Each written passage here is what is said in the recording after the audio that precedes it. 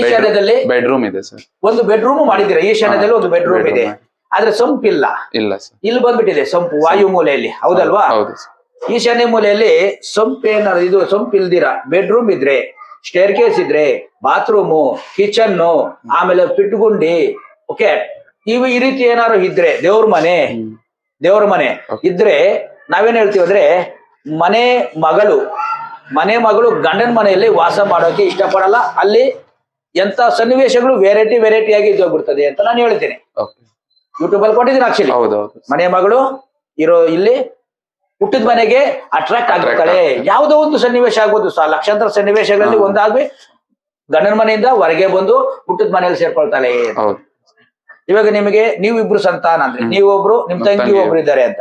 ತಂಗಿಗೆ ಮ್ಯಾರೇಜ್ ಆಗಿದೆಯಲ್ಲ, ಇವಾಗ ಅವರು ಎಲ್ಲಿದ್ದಾರೆ?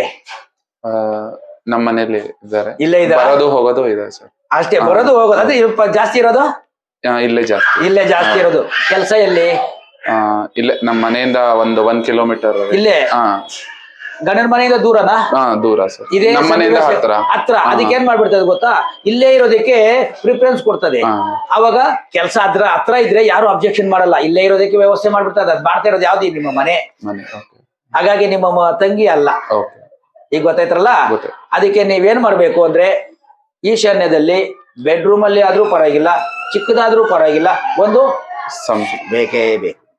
ಶಾಸ್ತ್ರಕ್ಕಾದ್ರೂ ನಿಮ್ಗೆ ಬೇಕೇ ಬೇಕು. ಅವಾಗ ನಿಮ್ಮ ಮನೆಯಲ್ಲಿ ಬುಧ ಗ್ರಹ ಆಕ್ಟಿವೇಟ್ ಆಗ್ತಾರೆ, ಶಿವ ಆಕ್ಟಿವೇಟ್ ಆಗ್ತಾರೆ, ಸಂಬಂಧಗಳನ್ನ ಬೆಸಿತಾರೆ. ಅರ್ಥ ಮಾಡ್ಕೊಳ್ರಿ. ಇದರಲ್ಲಿ ನೀವು ಅದನ್ನ ನೀವು ಮಾಡ್ಲೇಬೇಕಾಗಿರೋದು, ರೈಟ್? ಈ